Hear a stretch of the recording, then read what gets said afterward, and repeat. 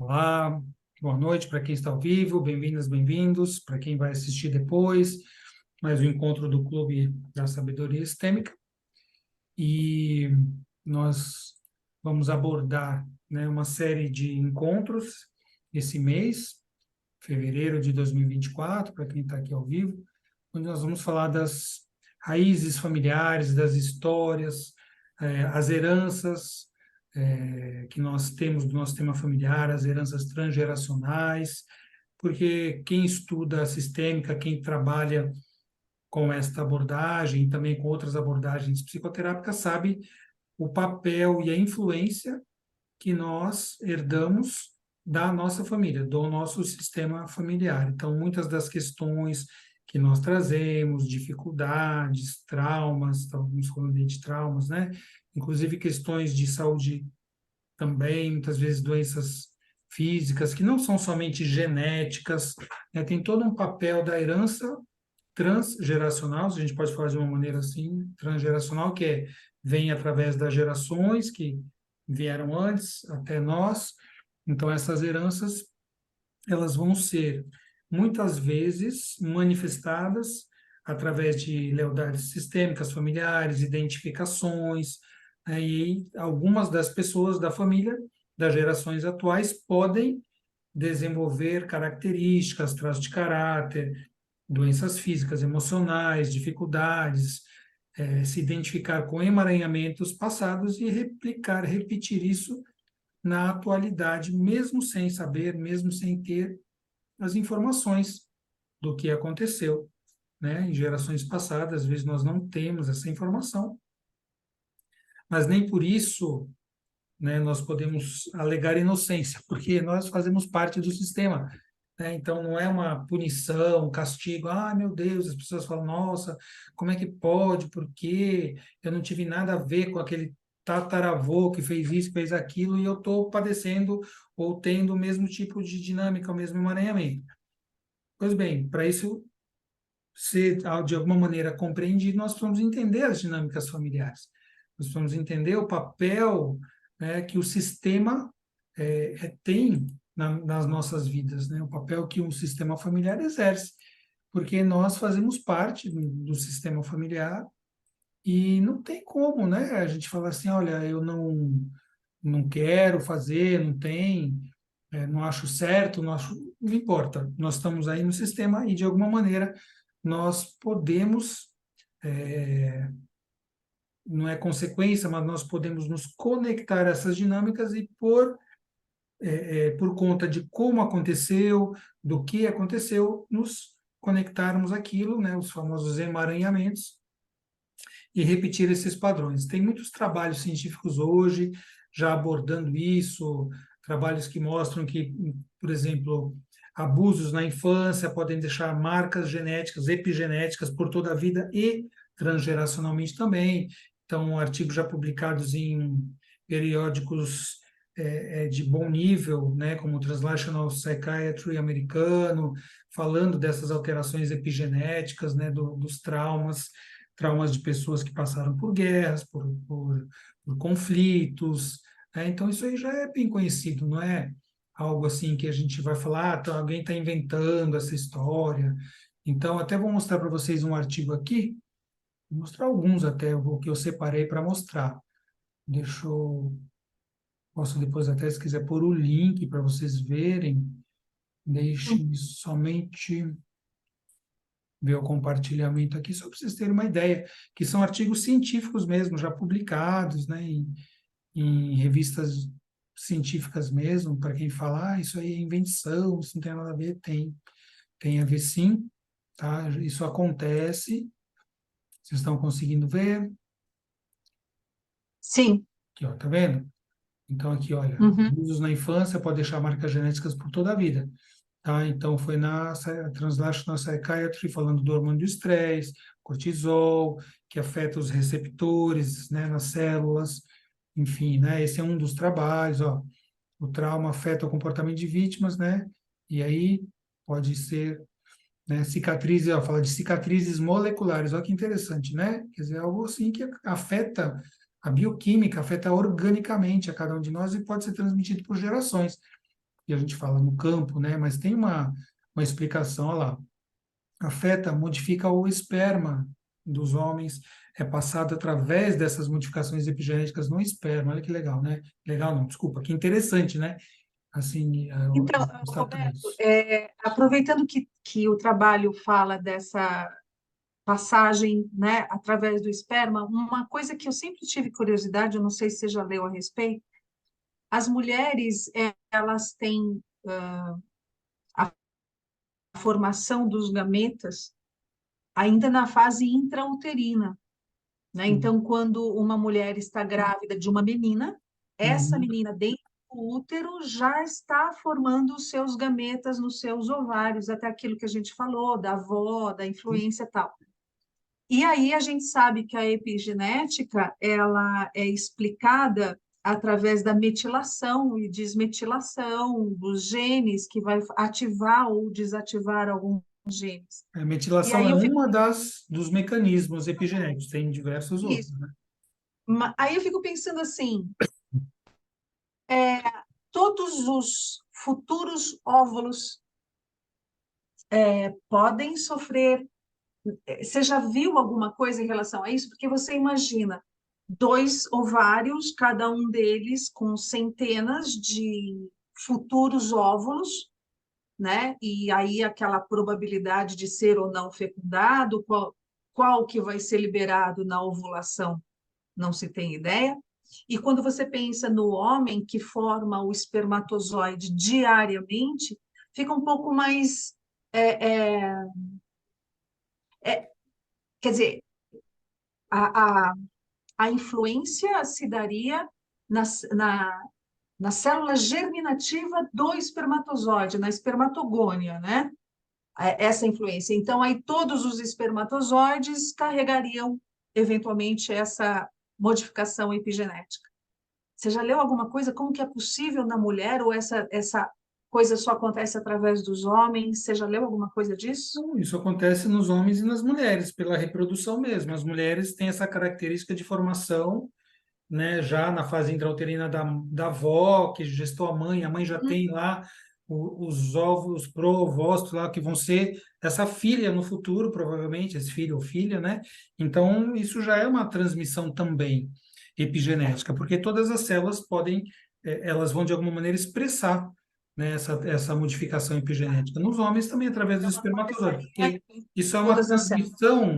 é uma transmissão realmente que acontece através da mudança de expressão dos genes. Então, é algo físico mesmo, mas que olha que Sim. interessante, que é físico, mas carrega toda uma série de padrões. Então, a transmissão epigenética se dá através fisicamente, mas trazendo todo esse campo de informações que vem do sistema, né? Então, é para não dizer que é algo só é energético, não sei o quê, que ficam explicações assim que as pessoas não sabem como pontuar. Então, a gente já sabe que tem uma matriz física para isso, uma explicação física, fisiológica mesmo, né? É, é, que Então, aconteceria em justifica. todos os óvulos, vamos assim dizer. Aconteceria nos dois ovários, né? Olha, Provavelmente. são mudanças na expressão genética, então é na expressão como um todo. Agora eu faço até outra colocação e fica como uma pergunta. Mas é em todos os ovos? Sim, provavelmente sim, mas porque algumas pessoas manifestam e outras não, entende? Aí tem a questão, por que que, então, sei lá, ou eu que vou me emaranhar e manifestar essa alteração Uhum. epigenética que está ligada ao trauma que teve lá na terceira geração passada, por exemplo, tal. Por que eu? Por que não meu irmão, né? Por que um desse jeito, outro do outro? Mas aí tem a questão dos papéis e das funções que cada um exerce, o que cada um é instado a exercer dentro daquele sistema, né? Então, eu estou dizendo que Tá. existe uma explicação física, fisiológica para isso. Sim. Mas aí a gente não consegue dizer por que eu, né? Ou por que não você, porque aquele irmão, ou porque aquele neto vai manifestar aquela questão. Aí a gente já não, exatamente não sabe por que naquele, por que não no outro. Uhum. Aí é questão de função nesse sistema, né? Então, mas a explicação da pontuação, vamos dizer assim, né, da explicação da transmissão, a gente já tem. Então, existe uma base Tá. fisiológica para justificar isso, né? E por que que isso acontece? Porque sistema, né? Nós fazemos parte de um sistema familiar, e um sistema a gente tem que lembrar qual é a conotação, né, de sistema. Os estudos de família não começaram com a constelação familiar, né, de sistema familiar, eles começaram muito antes, já faz praticamente um século, lá em 1930, o Ackermann, que foi um dos primeiros pesquisadores, que foi dar a base do campo da terapia familiar, né? Depois o Gregory Bateson, na década de 50, com a biocibernética. Então, vários estudiosos, né? Depois, é, ali na Califórnia, que teve todo aquele núcleo de estudo, que foi a terapia familiar, que foi a Gestalt, que foi a PNL, tudo ali, né? Aqueles estudiosos, psicólogos ali da Califórnia, né? O Bateson, o Bowen, já acho que ele era do Texas, se não me engano. Então, vários pesquisadores trazendo essa questão, né? Aí a questão do vínculo, do duplo vínculo, todos esses traumas que podem acontecer no sistema familiar. Então, esses são estudos que têm de 80 a 100 anos. Não são agora, do Hellinger na década de 90, 80, 2000, não, já são muito anteriores a isso, e o Hellinger usou essa base também. Essa base aí da comunicação é uma comunicação patológica das dinâmicas de família que são herdadas, né? Patológica por quê? Porque são modelos disfuncionais de relacionamento que as famílias têm. O Hellinger, ele teve o mérito de trazer a explicação. Olha, o que que é saudável? Saudável na família quando está nessa função, nessa posição, mas também não foi ele que inventou. Isso é algo da natureza. A observação dele sistêmica, ele colocou assim. Mas se vocês lembram lá no Tao Te Ching, que tem 5.000 anos da filosofia chinesa oriental, ele fala, né, da família. Qual é o ideograma da família? O ideograma da família é um hexagrama, né? Hexagrama são dois trigramas, um em cima do outro. Então, é fogo embaixo, e quando tem fogo, o que que o fogo gera? Vento, desloca Calor. o ar, né? Então, Aham. o hexagrama da família é fogo embaixo e vento em cima, porque é o natural, né? Imagina se fosse ao contrário, não tem como, né? O vento embaixo e o fogo em cima. Não, então o natural é o fogo gera o vento, quer dizer, cada coisa está no seu lugar, na sua ordem. Então essa é a explicação oriental milenar para como deveria ser um sistema familiar. Cada um na sua função, cada um no seu movimento natural, né? E o que a gente vê nas famílias hoje? A gente vê o totalmente antinatural. Então, a gente vê filhos sendo maiores do que os pais, querendo mandar, os pais também deixando isso acontecer, ou os pais colocando filhos para cuidar deles. Então, uma série de fatores aí que mostram que existe dinâmicas disfuncionais nas famílias, né? E essas dinâmicas disfuncionais vão gerar consequências. Então, aí é como se tivesse mesmo o vento embaixo e o fogo em cima, vamos dizer assim, né? As coisas estão fora de ordem. E aí, quando vem o Hellinger, ele explica de uma maneira super didática, ele coloca assim, olha, todo mundo pertence. Ah, não, mas não pode pertencer porque um foi criminoso na família, outro foi doente psiquiátrico, tem que esconder. Não, se tiver exclusão, vai ter consequências. Aí o Hellinger trouxe, primeira lei, pertencimento. Foi ele que inventou? Não, mas ele mostrou claramente as consequências disso nos posicionamentos. Nas constelações mostra, ó, tem exclusão aqui, por isso que está alguém se identificando com essa exclusão, repetindo uma dinâmica.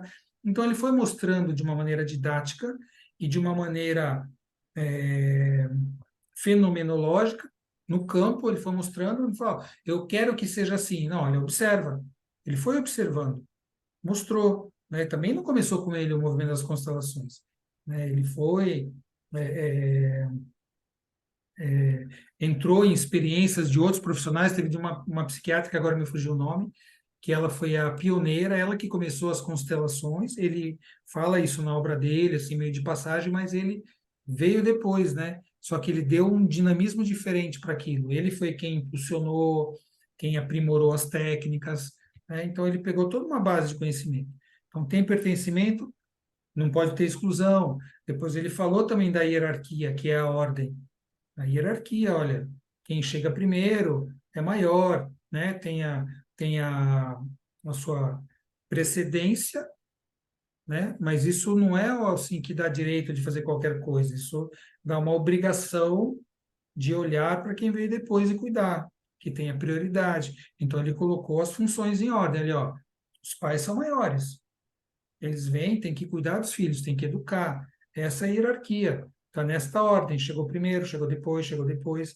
E é assim que as coisas têm que ser. Ah, mas isso é algo fixo, é algo rígido. Não, isso é algo natural. Ninguém inventou isso. Isso é da natureza, né? Não tem como você querer. Ah, mas hoje no mundo aí tem um monte de história, teorias, né? Que as pessoas querem inventar e achar que elas têm que a teoria que elas criam tem que fazer sentido quando não faz. As teorias que fazem sentido são aquelas da natureza que a gente observa, né? E depois ele falou do equilíbrio das relações também. Então, se você tem uma relação que não está equilibrada, a dinâmica é disfuncional. Quer equilibrar uma relação de casal? Tem que ter equivalência. Você quer equilibrar uma relação familiar, pais e filhos? Tem que ter, né, precedência e prioridade. Tem que ir de cima para baixo. E aí tem gente que, ah, mas eu não gosto, não concordo, eu acho que não é, eu quero que seja assim. Fica à vontade. A gente não obriga nada e nem ninguém a aceitar né, a teoria. Assim, olha, observa, veja como é que isso acontece, né? E os estudiosos disso lá da década de 50 falavam tudo isso, né, das relações de duplo vínculo, vínculo disfuncional, né, relacionamentos oblíquos. Então, todas as dinâmicas disfuncionais que existem nas famílias é que geram esses padrões. E alguns vão se identificar, e aí as dinâmicas vão ficando ocultas. Mas tem uma coisa, isso tudo é herdado. Isso aqui segue adiante. Quando não tem uma resolução, a dinâmica segue adiante. Quando a gente consegue resolver a dinâmica, né, a dinâmica disfuncional, ela vai sendo curada na família. Ela vai se tornando algo leve, algo que flui. Quando a gente tem emaranhamentos, tem um bloqueio. O que que é trauma? Trauma é um bloqueio, né? O que que é uma memória traumática? Uma memória, muitas vezes inconsciente também, né, que a gente teve lá, ó, o trauma de cachorro. Ah, de onde veio isso? Eu não sei. Né? Não sei de onde que veio esse meu trauma, mas alguma coisa aconteceu.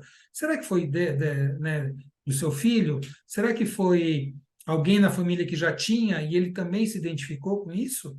Será que é uma memória que ele não recorda porque era pequeno, né, e não tem não consegue evocar essa memória e trazê-la para o consciente? Pode ser. A gente não sabe o que que foi. Pode até investigar, né, com dinâmicas de hipnose, de MDR, às vezes no campo. A gente pode, né, no campo sistêmico da constelação, a gente pode procurar olhar para isso. Mas de algum lugar isso veio, né? Então, uma memória traumática, a gente tem muitas memórias, né? O que é uma memória traumática? Uma memória disfuncional. Porque todas as memórias que a gente tem, quando você lembra de alguma coisa, te traz uma emoção, né? Traz uma emoção boa, uma emoção que não foi tão boa, mas quando foi um trauma, né? A palavra já pesa, trauma, né? O que que é um trauma? Um trauma é uma memória que não foi curada, que ficou doendo. É como ali, a gente tem uma ferida, aí cicatriza, né? O corpo traz todo um mecanismo de homeostase, de alostase, cicatriza aquela ferida e fica com a cicatriz. O que que é cicatriz? Cicatriz é uma reparação da ferida. É uma reparação fisiológica de um ferimento, certo? Quando a gente tem um ferimento emocional, você passou por uma dor, por uma perda, por uma traição, por uma decepção, não é? Todos nós podemos passar por tudo isso e passamos. Mas aí foi tão forte que ficou ali ativo, tum, tum. É que nem se ficasse ali um ferimento que nunca cicatriza. Imagina isso. Você tem um ferimento por anos, por décadas, não cicatriza. Então você sempre vai ter que tomar cuidado. Ai, meu Deus, não posso encostar aqui. E você sabe, né? Quando a gente tem um machucado no pé, você vai dar topada ali o dia inteiro, né? Nossa, meu, tá doendo. Não é que dá topada, é porque a gente dá topada o dia inteiro. Só que se você não tem um ferimento, você não sente nada. Você encosta e pronto. Agora, quando você tem uma ferida, um machucado que não cicatrizou, qualquer encostada vai doer. Isso é o trauma no nível emocional. É a mesma coisa. Você tem uma ferida que não cicatrizou, ela está ali. Se encostou ali, o que que encostou? Ah, teve uma relação, uma dinâmica, alguém te trouxe alguma coisa que te recordou daquela dinâmica ou inconscientemente tocou naquela dinâmica. E vai fazer o quê? Vai doer. Então não está cicatrizado. É uma memória, uma rede neural que não faz uma conexão saudável com todas as outras memórias do nosso campo neural. né, do nosso sistema nervoso, não faz uma conexão, ela está ali como se fosse isolada, tocou ali, doeu. Aí você faz um trabalho de dessensibilização, um EMDR, que é fantástico para isso, que é uma técnica, né, que a gente usa na medicina, na psicologia, que é dos movimentos contralaterais. E por que contralaterais? Porque nós temos dois hemisférios, direita e esquerda. Essa teoria de que o direito é isso, o esquerdo é aquilo, assim, parece que não é desse jeito como falam, né? Claro que tem funções que são mais de um hemisfério e de outro, mas não é isso, o direito é só criativo, o esquerdo é matemático, não sei, ainda tem algumas teorias que falam que não é bem assim. Porém, existe dois hemisférios, e o que liga esses dois hemisférios chama corpo caloso. O corpo caloso é como uma substância, um tecido, um carro, parece um tecido ali compacto, branco, né, de uma cor mais nacarada, branco. Por quê? Porque tem as fibras de conexão. Ali tem o quê? A passagem, que liga um hemisfério com o outro, né? São fibras de conexão ali. E quando a gente faz movimentos contralaterais, é como se você estivesse ativando aquela memória. Aí tem toda uma técnica para fazer o MDR, né? Você está ali fazendo, acompanhando com os olhos, ou barulhos, cliques bilaterais, que você tem atenção auditiva também bilateral, ou alguns aparelhos que a gente segura, eu tenho ele está guardado, não vou pegar agora, mas você dá para o cliente segurar e ele faz um estímulo de um lado e do outro, tum, tum, é como se fosse ele vibra de um lado e do outro, com várias velocidades e intensidades.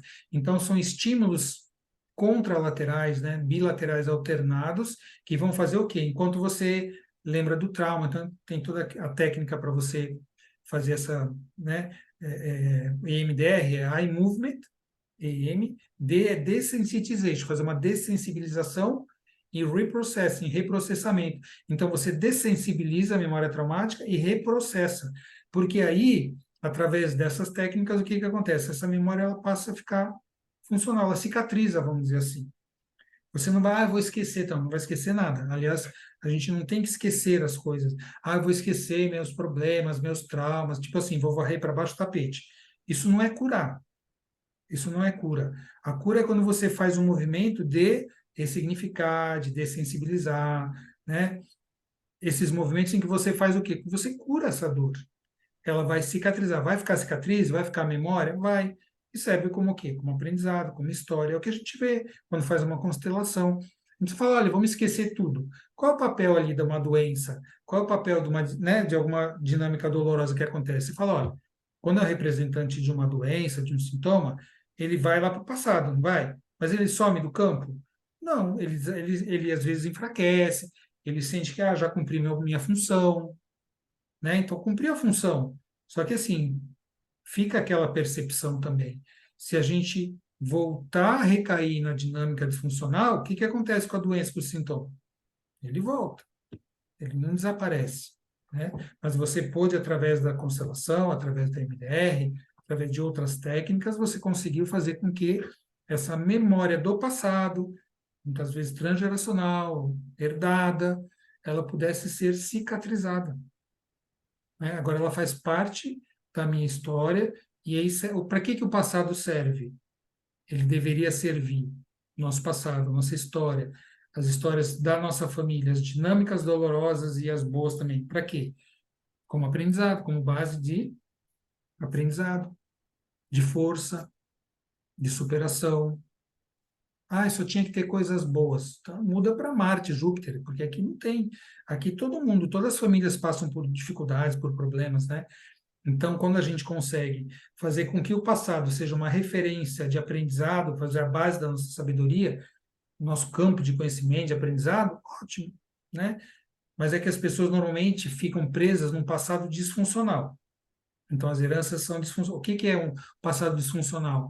São os traumas, são as mágoas, são as culpas, né? São aqueles arrependimentos cheios de dor, porque eu fiz, porque não fiz, porque fizeram para mim, porque aconteceu isso, porque eu não fiz aquilo, né? Então a pessoa fica presa no passado. O que é a depressão? É o excesso de passado numa falta, né? Num vazio de função, geralmente de pai, de mãe, de família. Então é um passado disfuncional, um passado que não serve como aprendizado, sabedoria, ele serve como replicar momentos de dor, às vezes de muitas gerações. Ah, na minha família tem um trauma com dinheiro. Não pode, dinheiro é isso, é maldito, traz problema, dinheiro não sei o quê. Bom, às vezes é com casamento, às vezes é com saúde. Ah, na minha família todo mundo morre com 50 anos. Bom, então eu estou chegando nos 48. O que que eu vou fazer? Porque há 2 anos eu já estou esperando morrer, a pessoa já está na dor, ela está ali na lealdade. Quantas pessoas vocês conhecem que ficam nessas dinâmicas? Muita gente, né? Então, o passado fica como uma prisão. E aí esses padrões transgeracionais, eles vêm continuando nas gerações a fazer mal, né? A não ser bem utilizados, vamos dizer assim, né? A gente não utiliza eles como uma base de mudança, né? De dar uma força para as pessoas, né? Seguirem adiante com essa experiência. Ah, mas teve essas coisas difíceis, teve abuso, teve tudo isso. Qual família que não teve? As famílias tiveram, né? Teve pessoas que fizeram coisas assim que não foram saudáveis, teve pessoas que, sei lá, que foram criminosos, que foram doentes, teve alcoólatra, teve tudo, gente. Nossa família teve. Só não tem nas famílias de quem está no Instagram, no Facebook não tem. É só famílias perfeitas, né? Até a nossa, quando está lá, é tudo perfeito. Mas fora isso, tem tudo isso, né? E aí a gente precisa utilizar essas memórias do passado para aprender, para construir uma base saudável para o futuro, porque importa da gente poder fazer isso agora para nós, que a gente ainda está aqui, ainda estamos vivos. Ah, eu já tenho 90, o que que eu vou fazer? Vai fazer. Se você ainda está aqui, por que que não vai fazer? Quantas pessoas eu já tratei, idosas, bem idosas mesmo, que às vezes vieram se preparar até para morrer, né? Trabalhar com algumas questões graves que tiveram para poder morrer em paz consigo, né? E isso é muito importante. Então, sempre é tempo de fazer isso. Então,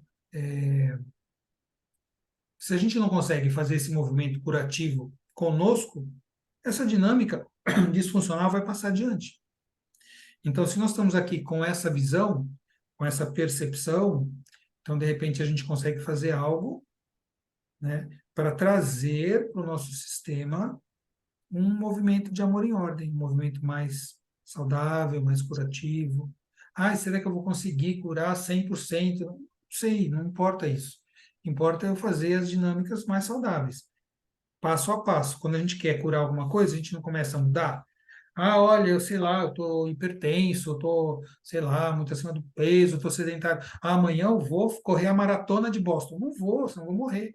Mas eu vou começar amanhã, eu vou sair, eu vou andar 10 minutos na rua. Eu vou diminuir esse alimento aqui que não é saudável, como é 2 litros de Coca-Cola por dia. Eu vou diminuir para 1,5 para poder aos poucos diminuir mais. Então, passo a passo, eu vou me procurar trazer para a consciência o que não é saudável e aí passo a passo mudar. Né? Não precisa ser assim, extremo, porque os extremos também não funcionam, porque é aquilo, é tudo ou nada. Antes não fazia nada, agora eu quero fazer tudo. Mas, né, vamos pedir ajuda, vamos procurar um profissional que possa ajudar nesse processo. Então, esses estudiosos aí a gente pode falar também da área da psicogenealogia, vocês já ouviram falar também, né, os estudos da psicogenealogia, eles estudam esses padrões repetidos nas famílias há muito tempo, né? Então, esses padrões repetem por quê? Porque nós somos uma família, e uma família é um sistema, né? E um sistema é a origem, é a conexão, é o vínculo. Não tem como. Aí as pessoas, mas eu fui adotado. Então, você tem dois sistemas. Só que o sistema biológico, ele não é, não deixa de existir porque você foi adotado, porque seus pais morreram, né? Porque eu não convivi com a minha família. Então, esse contexto, é o primeiro contexto, né? Social, familiar, herdado, é o lugar em que a gente nasceu e tem que sobreviver, é o nosso sistema familiar. Às vezes, como eu já falei, a gente vai para outro. Nossa família não pode nos cuidar, a gente pode ir para outro. Mas a família é um sistema de relacionamentos, né? E aí, esse sistema, ele tem características, ele traz seus padrões. É, existe numa família crenças, existem valores, existem comportamentos repetidos de pessoas. Tem até aquele conto, né, que falava assim, O pessoal faz um peixe de Natal, aí corta a cabeça, corta o rabo, e todo mundo faz sempre assim. Aí foram perguntar por quê, né? E para a mãe, mãe, por que que você faz o peixe assim? Ah, não sei, eu sempre fiz assim, eu vi sua avó fazer assim. Vamos perguntar para a avó, vó, por que que você faz o peixe assim? Corta a cabeça e corta o rabo. Ah, minha filha, porque no meu tempo a bandeja era desse tamaninho, não cabia o peixe inteiro, então tinha que cortar a cabeça e o rabo. E todo mundo continua cortando a cabeça e o rabo porque nem sabe por quê. Não sabe por que que está fazendo isso. Então, os padrões familiares são assim, a gente nem sabe o porquê que está fazendo as coisas, mas a gente vai fazendo, né? Vai repetindo. Então, enquanto não trouxer para a consciência, a gente não consegue mudar. A gente não vai mudar. Então, é importante que a gente traga as dinâmicas para a consciência. O que for saudável, a gente replica e melhora.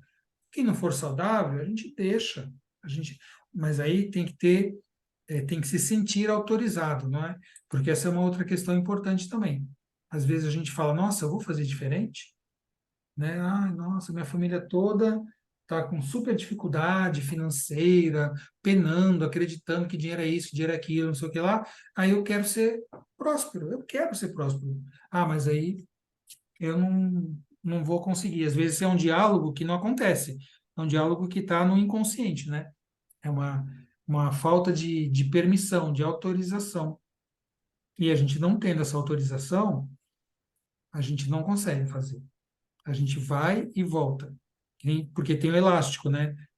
Quando a gente não tem autorização, a gente tem uma amarra sistêmica. E aí a gente vai andando para frente, ficando diferente, daqui a pouco o elástico, sabe? Quando você puxa o elástico para frente, ele te volta para trás. Você volta com tudo lá para o sistema.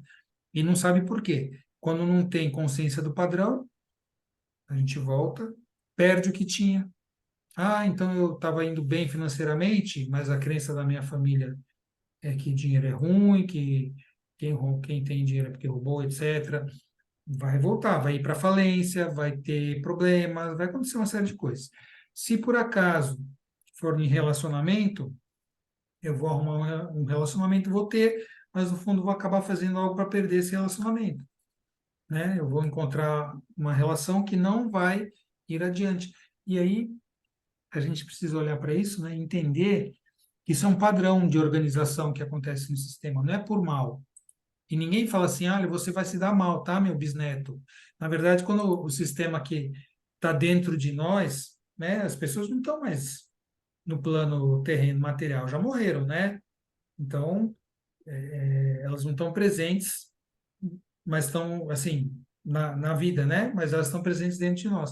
Tem que saber que nós somos os representantes desse sistema, então nós somos os representantes de todos eles que viveram. E quando a gente olha para isso, né? A gente está falando de rede. Vocês conhecem, né, o Capra, que falou da teia da vida, né? A teia da vida. A gente está numa teia de relacionamentos. E a teia mais poderosa que nos conecta é a nossa família. Depois a gente vai criar outras, a gente vai ampliar. Mas a gente vai criar outras teias, outras redes de relação, trazendo os padrões que vêm do nosso sistema familiar, né? Então, é, todo sistema ele tem um padrão de organização. Nós fazemos parte desse padrão. Quer a gente tenha conhecido a nossa família ou não. Claro que às vezes você conviveu na sua família, aí você ainda teve, além do padrão herdado, você teve o padrão de modelo visualizado. Então, de repente, você, além de herdar esse padrão das gerações passadas, que os pais herdaram, você conviveu com seus pais e eles falavam e agiam dessa maneira, reforçando esse padrão familiar. Então, de repente, ficou algo mais forte ainda. Ah, quando eu era pequeno, eu via meus pais brigando por causa de dinheiro. Era um conflito, era uma briga, eu ficava com medo deles se separarem, porque eles falavam, minha mãe falava que ia embora, meu pai falava, enfim, tudo aquilo lá que aconteceu. É mais um reforço. Então, todas aquelas crenças e valores que vêm lá do sistema, agora foi potencializado porque eu estava lá e presenciei aquilo, né? Mas vamos dizer que eu fosse para outra família, fui adotado e fui para uma outra família que não tinha essa dificuldade com o dinheiro. Então, de repente, eu passo a ter um modelo um pouco mais saudável, mas eu trago um modelo transgeracional que não foi saudável, fora as complicações, porque se alguém foi adotado, né, é porque alguma dinâmica ali difícil aconteceu.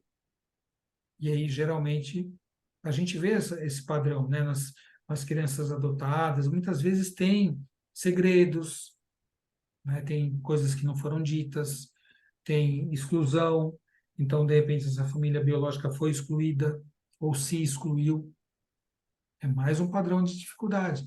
Então, todo o sistema familiar tem um padrão de organização, tem uma estrutura que define esse sistema. Lembra quem estudou, né? Tem sistemas mais abertos, tem sistemas mais fechados, tem sistemas porosos que permitem, né, ali que haja uma troca, que haja uma troca de aprendizado, uma abertura para o novo. Tem sistemas fechados que não permite, que você tem que ficar ali, né? E tem sistemas totalmente caóticos, que tudo entra, que não tem um limite, que não tem um filtro. Então, cada família traz uma dinâmica, né? E a gente precisa entender isso. Quando a gente começa a olhar para isso, pode ser você terapeuta, mas não, eu só quero melhorar a minha vida. Eu quero entender por que tem padrões difíceis, por que eu estou repetindo alguns padrões e tal, né? E aí é aquela questão que vem o padrão familiar e tem o meio, também tem o meio. Tem a época em que a gente vive, né? De repente, olha, passamos pela Covid, morreu gente, opa, o pessoal que viveu ali em 1929, a crise econômica mundial nos Estados Unidos, que a gente se matou, morreu por causa da crise econômica. Então, tudo isso, a Segunda Guerra, as guerras. Então, existe o contexto da família, né? No seu sistema de relações. E depois, além disso, essa família ela está sofrendo uma influência de um meio, de uma época, de um tempo, de uma localidade. Então é diferente. Quem nasceu aqui no Brasil, quem nasceu na Inglaterra, quem nasceu no Sudão. Então cada família também está ali, né? Sofrendo uma influência de campo, uma influência de sistema também. Eliana, levantou a mão. Dica. Esse sistema que você mencionou, que é mais aberto, que entra muitos sistemas, seria um exemplo, por exemplo, homem que casa com várias mulheres, que nem Mister Capra, que ele morava na mesma casa e se relacionava com várias mulheres, todas essas mulheres tiveram filhos e elas cuidavam das crianças, seria isso? Não necessariamente. Quando é um sistema muito aberto, assim, um sistema que não tem limite, que sofre influências de fora, que não tem um padrão ali, né? Está muito aberto, não sabe, talvez trazer os seus padrões, porque também é importante, a gente não deve ser totalmente aberto nem totalmente fechado, né? Então, como uma família faz parte de um meio, de uma cultura e de uma época, também tem que procurar aprender com isso.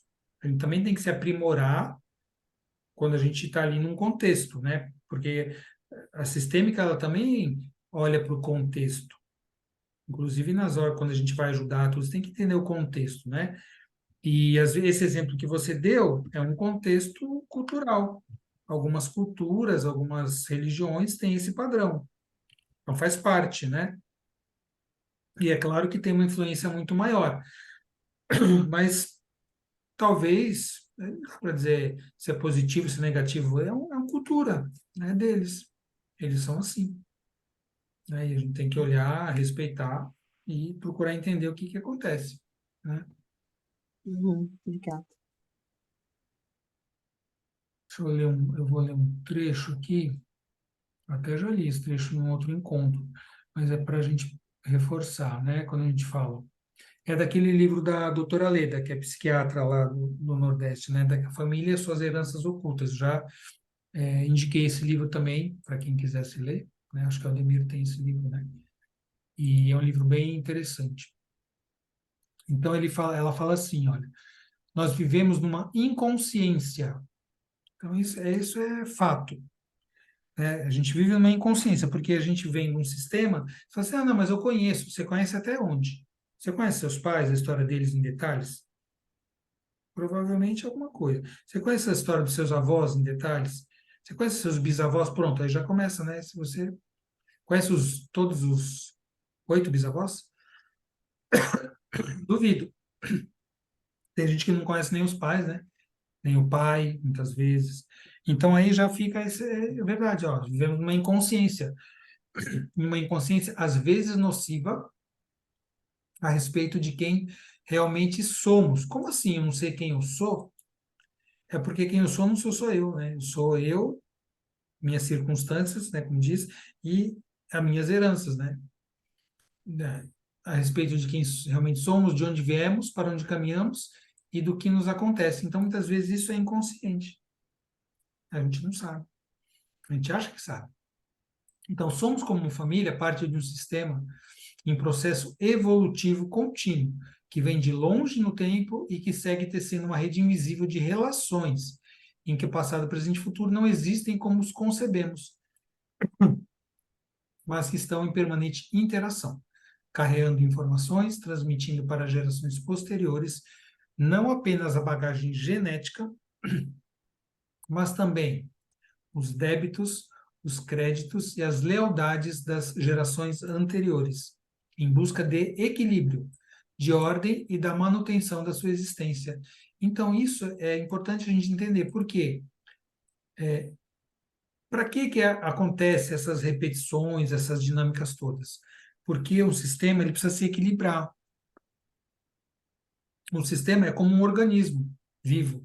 Então, imagina nós, vai, uma pessoa, né, eu, independente do meu sistema familiar. Dentro de mim existem vários sistemas, não é? Tem o sistema cardiovascular, o sistema neurológico, o sistema gastrointestinal e assim por diante, ou aparelhos, como chama hoje em dia e tal. Mas esses sistemas todos, eles também se interconectam. E dentro dos sistemas tem os tecidos, tem os órgãos, cada órgão tem tecido. Então, no sistema gastrointestinal, aí você tem estômago, esôfago, né, desde a boca, esôfago, estômago, intestinos, fígado, pâncreas. Cada um é um órgão diferente e eles juntos fazem um sistema. Cada um, né, tem tecidos diferentes, tem células diferentes, mas todos estão interconectados. Você fala, não, mas eu vou tirar aqui o estômago só um pouquinho, não vou tirar o fígado, eu vou trocar por outro. Um organismo vivo, não tem como você fazer isso. Numa máquina, você faz. Ah, eu vou trocar o motor, eu vou trocar não sei qual peça, eu vou trocar sei lá o quê. Não entendo, né, de mecânica, mas assim, você troca uma peça por outra e aquilo funciona. Mas num organismo vivo, não tem como fazer isso. Ah, eu vou excluir esse pedacinho só por um pouco, por um tempo, vou trocar. Não, então não vai. Aí eu vou excluir essa pessoa que fez alguma coisa ali, que foi julgada, né, que cometeu um crime na minha família, então eu vou só trocar essa pessoa por outra. Não vai, não vai fazer isso. Assim como a gente não vai. Ah, mas não tem isso de você pega um órgão e opera, tira o útero, tira o apêndice. Você tira. Né? Um órgão não vital você pode até tirar, mas alguma consequência vai ter. Já se sabe que tem hoje em dia, né? Porque você tira a matéria, mas a energia ela se modifica, né? Porque nós somos um ser biopsicoenergético, espiritual, enfim, né? Nós não somos somente um corpo. E no sistema familiar é a mesma coisa, não são só pessoas, são as suas relações, são as dinâmicas e as funções que ela exerce no sistema. Então você fala assim, ah, mas esse aqui não serve, tá? Isso aqui, esse aborto aqui, ninguém viu, foi excluído. Esse irmão que morreu, essa bisavó que teve uma relação fora do casamento, teve um filho, foi expulsa pelo pai dela, foi excluída, vai fazer alguma falta ali no sistema. E alguém vai olhar para isso. Por quê? Porque o sistema busca o equilíbrio. Então, para ele se equilibrar, se tem um vazio, uma exclusão, ele vai ter que reequilibrar. Como um organismo vivo, ele precisa se reequilibrar. Então, o sistema ele é vivo, ele busca o reequilíbrio, ele busca a ordem e busca manter a existência e continuar. O sistema quer o quê? Seguir adiante. Como, né, como algo vivo, ele quer continuar seguindo adiante, nos descendentes. Então, quando você vê uma família, não tem mais descendente, olha, ninguém está tendo filho, tal, o que está acontecendo? Alguma dinâmica disfuncional foi se fortalecendo ali no campo e chega um momento que aquele ramo da família não segue adiante. Alguma coisa aconteceu, né? Para a vida não se importa. A vida ela segue, onde dá para seguir, ela segue, né?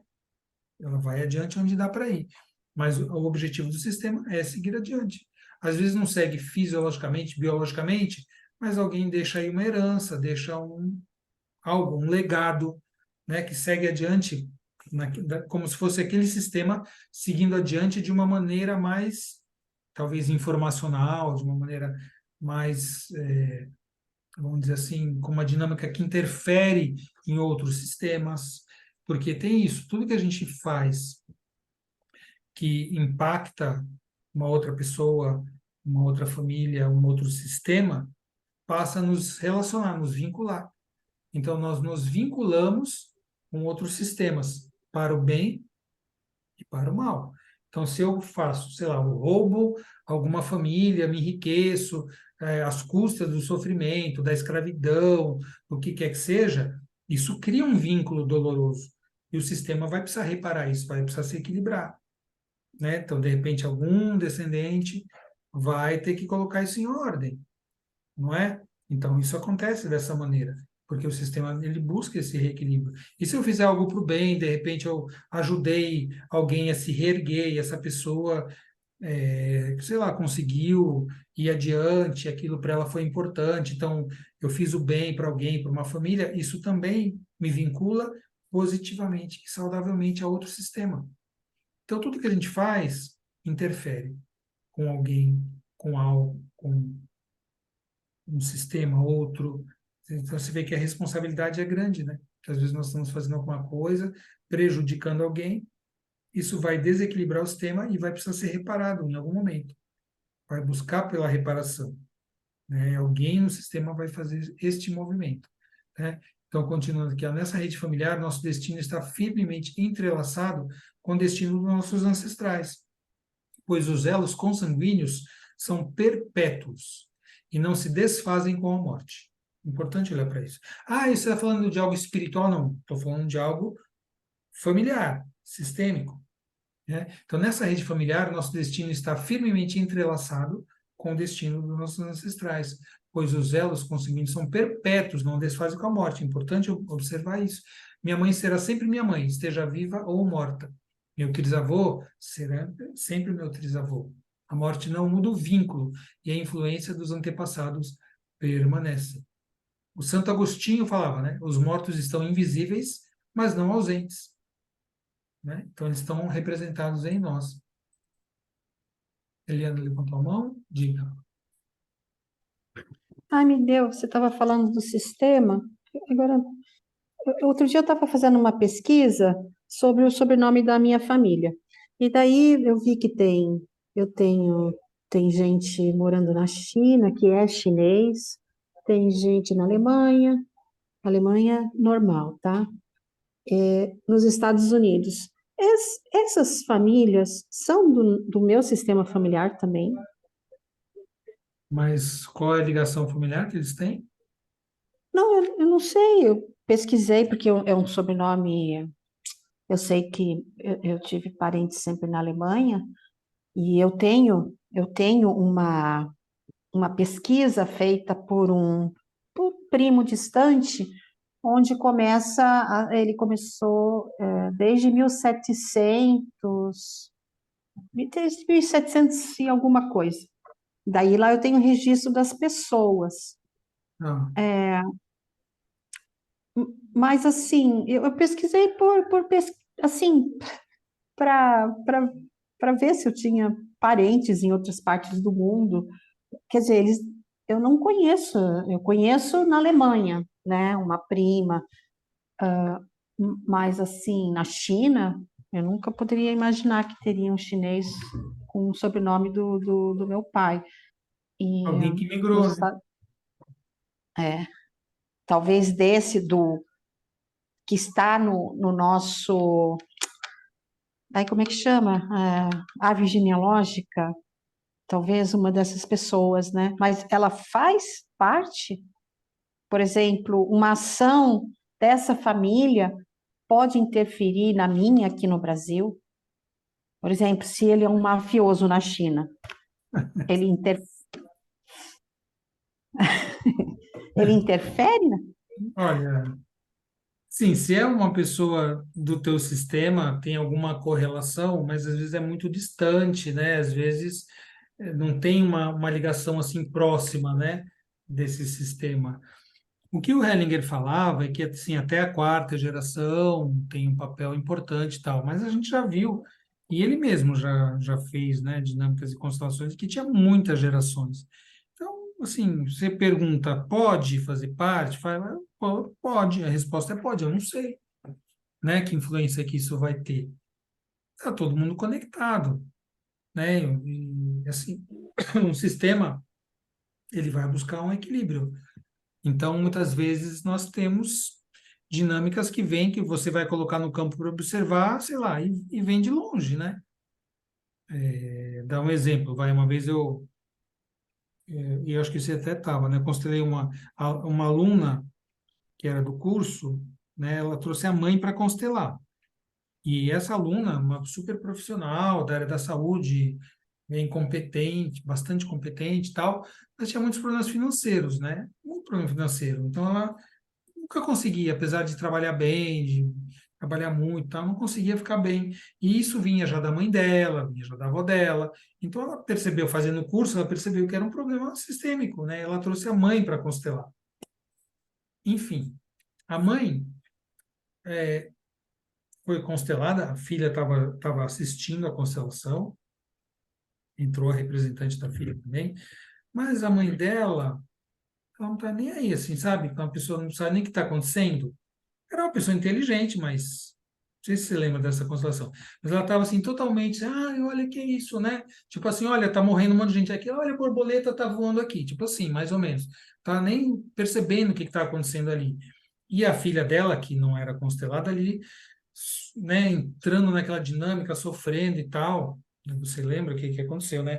E onde que estava isso? Em algum ponto lá, não lembro se era 4 gerações atrás, que a família delas tinha enriquecido por conta de exploração de pessoas, escravidão e tal, e enriqueceram dessa maneira.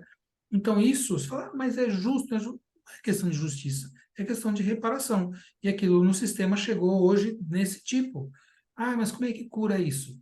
Trazendo para a consciência, olhando e buscando reparar as coisas. A gente não precisa reparar somente no sofrimento, né? Se a gente trouxer para a consciência e buscar fazer movimentos saudáveis, você também pode reparar alguma dinâmica, sem precisar ficar sofrendo, né? Eu acredito nisso, a gente vê isso no campo também, né?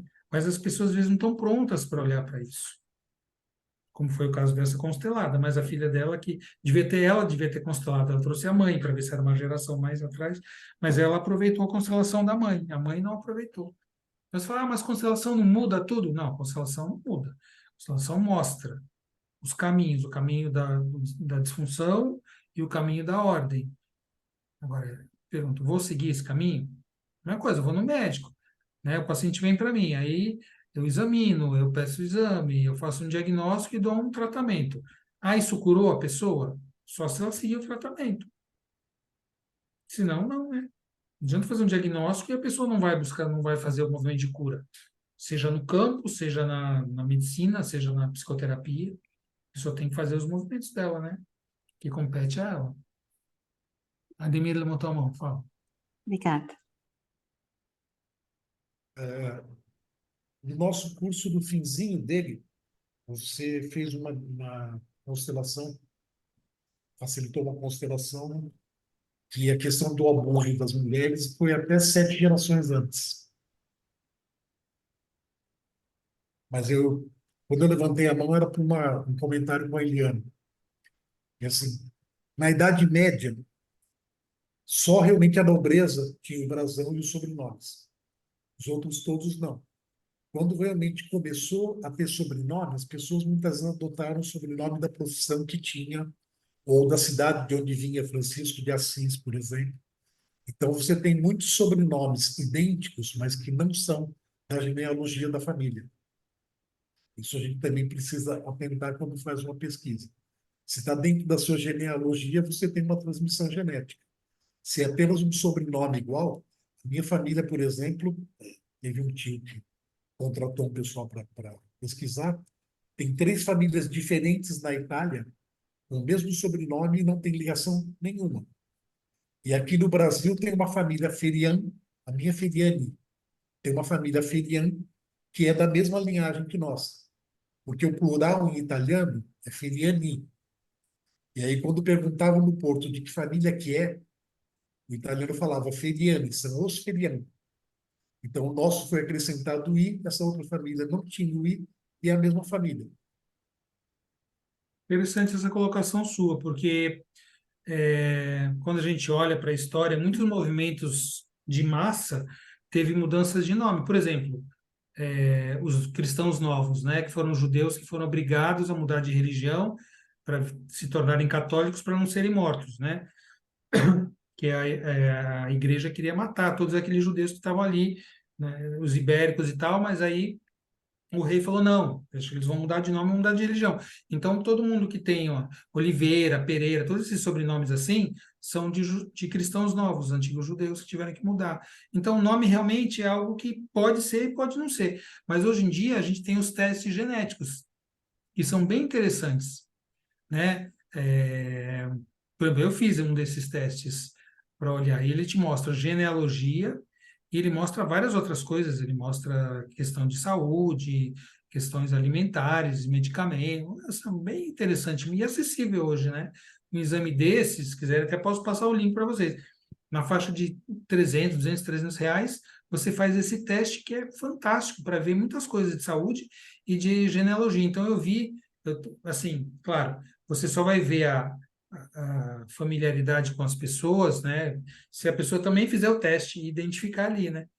Então, só quem fez o teste nesse mesmo laboratório, que tem essa mesma base de dados, é que vai te dizer. Então, tem vários primos ali de quinto grau, entre aspas, né? Que eu nem sei, mas tem um parentesco de primo de quarto, quinto grau ali que eu nem procurei, porque são. Aí você vê, são dezenas de pessoas. Fala, olha, eu fiz o teste, você é meu primo de 10º grau. Não faz sentido, assim. Não tem nem o mesmo nome, nem nada, mas geneticamente é de uma genealogia familiar. Eu achei isso muito interessante. Se quiserem, depois eu Tem, passo. Vocês me pedem no WhatsApp, eu passo para vocês o link desse eu teste. quero sim, porque tem algumas coisas bem interessantes nesse sentido, né? Eu vi o do Lázaro Ramos, que deu 60% de caucasiano. Você vê. Então, assim, É, cai por terra, ele mesmo comentava, assim, cai por terra todo o movimento de negritude que eu fiz, porque 60% da minha genética é caucasiana. interessante, né? Teve um comercial há pouco tempo que foi nas redes sociais, vocês devem lembrar das pessoas, dos países, falando. Aí o inglês fala assim: não, mas os alemães, não sei o quê, porque teve a guerra com a Alemanha, não sei o que lá e tal, e os alemães, não, mas porque os não sei o que lá. E aí a pessoa, quando fez o teste, eles falaram: nossa, esse aqui que falava que o alemão não sei o que lá, ele tem 39% de alemão, genética dele. Eu falei, meu Deus, como é que pode uma coisa dessa? Então, né, a gente é muito preconceituoso, na verdade, nós somos muito preconceituosos, né?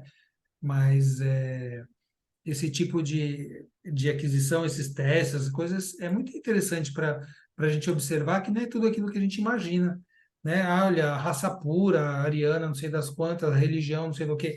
Gente, esquece, isso não existe, né? Todo mundo é do mundo inteiro hoje. Até você pensando, todos os movimentos migratórios que aconteceram, não é? Quer dizer, então, lá de um povo, de uma raça, compartilhou para o mundo todo. Todo mundo. Por isso que quando o Fernando brinca, ele fala assim: a nosso sistema familiar vem lá da primeira bactéria. Pô, então é todo mundo parente, porque a bactéria evoluiu e somos nós todos hoje. Então a gente é parente. A gente devia ser muito menos gregário, sectário e muito mais, né? Que a gente fala, poxa, qual é o meu país? Ah, meu país é Gaia, é a Terra toda, poxa, nós todos somos da Terra. Ah, não, mas tem que ter esse país, esse não sei o quê. Isso ainda é uma mentalidade que predomina. Você falar uma coisa dessa por aí, você é o New Age, você é o esotérico. Não, mas se você for pensar no futuro, onde a humanidade for mais, né, evoluída, menos preconceituosa, isso vai ser verdade, né? Ah, mas tem vários idiomas, não dá para ter um só. Hoje em dia, com a mentalidade que as pessoas têm, não dá. Mas quem sabe, né? Quando nós evoluirmos, isso não vai ser para a gente ver, não. Nem nossos netos vão ver isso. Mas em algum momento, se a Terra sobreviver a tudo que está acontecendo, pode ser que sim, né? A Ivani levantou a mão. E o Ademir Eu levantou a só mão. queria, uma ilustração, uma curiosidade sobre esses testes genéticos, né? descobrir a árvore genealógica. Tem um documentário no Netflix que se chama Nosso Pai. Várias mulheres descobriram ser filhas do mesmo médico ginecologista, Putz. em que ele cedia o espermatozoide quando ele fazia a FIV, Eu né? vi. Então, foi através desse teste que elas descobriram, né? Então, é interessante a gente saber que a gente consegue fazer isso. E você falou de propaganda, eu não me recordo se é uma propaganda ou se foi um vídeo que eu assisti em algum lugar que, sentados a uma mesa, no escuro, completamente escuro, várias pessoas se apresentavam. Ademir, me lembra, é propaganda ou o quê? E que depois tinha que dizer, ele se apresentava, dizia o que ele era, e as pessoas se espantavam com a aparência. Você lembra disso? Estudo social. É um estudo, né? É. E então a pessoa no escuro dizia: eu sou a Ivani, eu faço isso, faço aquilo outro, e a pessoa imaginava como eu seria só escutando a minha voz e ouvindo de mim a minha formação, se eu tenho filho, se eu não tenho filho, uma série de coisas. Sem dúvida nenhuma, né, a impressão causada pelo currículo era totalmente diferente da impressão causada pela aparência. Muito interessante, muito, muito, muito interessante. Como a gente cria estereótipos e encaixa a pessoa em estereótipos como o Lázaro, por ser negro, achar que não tinha branco na família, né? Interessante isso. Muito interessante. Obrigada. Você vê que o Assim mundo como vai. todos nós temos a África, né? Sim, No, Sim, no gene. claro. Todos nós temos. Ainda mais que teve aqui, né? Veio os migrantes, os portugueses principalmente, né? E outros povos ibéricos, tá? E os escravos, né? E teve uma grande mistura também, né? E fora que, claro, né? Teve ali o começo da vida ali na África e tal. Então, a gente precisa entender que isso é uma realidade. E aí a gente vai poder ser mais aberto, menos preconceituoso e tal, né? O Ademir está com a mão levantada ainda? É a mesma mão ou é outra? Tá. Vou ler mais um trechinho aqui que eu acho interessante, ó. Os fatos do passado repercutem no presente. Os esquecidos, os injustiçados, os que foram substituídos, os que tiveram destino trágico, parecem manifestar-se de alguma maneira. O sistema familiar requer reparação e reorganização, pois não aceita a exclusão de ninguém. Então, isso o Hellinger teve o mérito de trazer. Gente, isso chama pertencimento, é a primeira ordem do amor, primeira lei. Todos pertencem, não pode ter exclusão. A exclusão não vai ser admitida no sistema. Porque não é porque eu acho bom ou ruim, é porque é do dinamismo do sistema querer reparar, querer que essas funções não sejam excluídas, né? É como se uma pessoa, não é como uma pessoa, é uma função que ela exerce também. Foi excluída, o sistema precisa reparar, né? Os excluídos se fazem lembrar por meio de acontecimentos familiares repetitivos, de histórias e de destinos reproduzidos, de bloqueios incompreensíveis verificados em certas coincidências de dinâmicas, de nomes e de datas na família, nascimentos, casamentos, mortes, acidentes, etc. Ficamos, às vezes, estarrecidos com súbitas alterações de comportamento de parentes queridos, com decisões intempestivas, suicídios inexplicáveis, desvios de carreira, separações inesperadas. Nem sempre a psicodinâmica individual ou do grupo familiar de origem são suficientes para explicar certas situações. É importante colocar isso, por quê? Porque na psicologia, a gente vai olhar para a psicodinâmica individual. No máximo, vai olhar e o que aconteceu ali na família, pai, mãe e tal, e olhe lá, quando olhar para isso, né? Então, você vê, eu fiz psicologia, que o Ademir fez psicologia também e tal, né? O que que acontece? A gente vai procurar entender as dinâmicas, a minha dinâmica, a minha disfunção, o meu problema, olhando só para mim. Vai, muitas vezes não vai ver, não vai saber de onde que isso acontece, por que que acontece tal coisa. Então, não é na psicodinâmica individual, nem do grupo familiar da família de origem próxima. Às vezes a gente vai encontrar, como a Adeir falou, ó, Você viu constelação de 7 gerações, já fiz constelação de 17. Não tinha nem gente para colocar no campo. Ia colocando ali, acabou as pessoas, imagina, né? O constelado, os representantes, 17 gerações. Foi no começo, quando eu constelava, tinha lá 20 pessoas, acabou. Aí o que que a gente foi pondo? A almofada como representante no chão. E olha que interessante, né? Eu não sei se a Helena lembra, porque a Helena estava desde o começo, né? Ela foi da primeira turma, acompanhou muitos grupos de constelação. Mas o constelado, o representante do constelado estava lá na frente e foi pondo uma geração, duas, três, quatro. Quando chegou lá atrás, eu não estava nem vendo, né?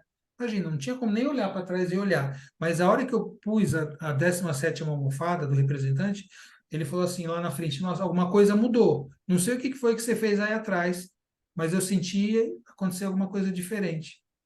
Você percebe são os fenômenos de campo interessantes, né? E aí se viu que a dinâmica estava ali, naquela geração e tal. Bom, vamos lá. Então, assim, nem sempre a psicodinâmica individual ou do grupo familiar de origem são suficientes para explicar certas situações. A explicação pode estar no passado, numa geração anterior e às vezes muito anterior, numa injustiça cometida contra um antepassado, uma lealdade assumida ou numa reparação necessária. Pode estar numa história da qual não participamos diretamente, mas que nos atinge porque somos parte desse todo que é nossa família. Ponto. Aí que tá. Ah, é de maldade, ou não era para ser, ou porque nós fazemos parte desse sistema, ponto. Nós estamos ali. Ah, mas por que eu? É aí que eu falei, aí a gente não sabe. Porque eu que fui o escolhido, ou porque eu que me escolhi, ou porque, de repente, eu é que vou buscar essa reparação no sistema familiar. São os buscadores. Não tem explicação, isso não tem como a gente explicar, né? Porque eu fui repetir aquela dinâmica para mostrar para o sistema que aquilo precisava ser visto e reparado, para que o sistema volte a ficar em equilíbrio. Aí, não sei porque fui eu. Vou ver porque sou eu que sou mais emaranhado e preciso fazer aquela dinâmica, aquele movimento. Geralmente é isso. Por que que nós estamos aqui estudando isso, trabalhando com isso? Porque nós somos os mais emaranhados. Ah, porque nós somos os seres superiores, consteladores. Não, porque nós somos os mais emaranhados. É por isso que a gente está aqui. É o contrário do que as pessoas querem fazer, né? Querem pensar, olha, que especial. Não, gente, se fosse tão especial, você estava descansando. E não olhando para isso e falando, como é que eu posso fazer alguma coisa para equilibrar esse negócio, né? Porque eu sinto essa dor desse sistema e faço parte. Então, de alguma maneira, eu quero ver o que eu posso ajudar. Ivanilha, vamos tomar. O excluído também está repetindo uma história. O excluído. Então, É, pode ter porque assim, começado com ele, ou ele já pode estar repetindo. Ele porque já eu, pode ser eu tava, obviamente que você vai falando, eu vou colocando as fichas na minha família, né? A gente faz isso. E do meu sistema, eu sou a excluída, né? Então, você falando, eu estou aqui assim, bom, eu sou excluída, mas eu estou estudando tudo isso e tenho uma certa compreensão a respeito dos fatos, né? Das coisas que estão acontecendo, e eu comecei a pensar, qual seria a minha influência nas gerações futuras, já que eu sou a excluída? Aí me veio, peraí, eu sou excluída porque eu já estou repetindo? Eu não sou a primeira, você entendeu? provavelmente. Você acha que você é a Da única vila? excluída da sua família? Não. Não, Mas eu conheço certeza. alguém? Não sei. Pode ser que não conheça, pode ser que conheça. Foi justamente por isso que eu te fiz a pergunta.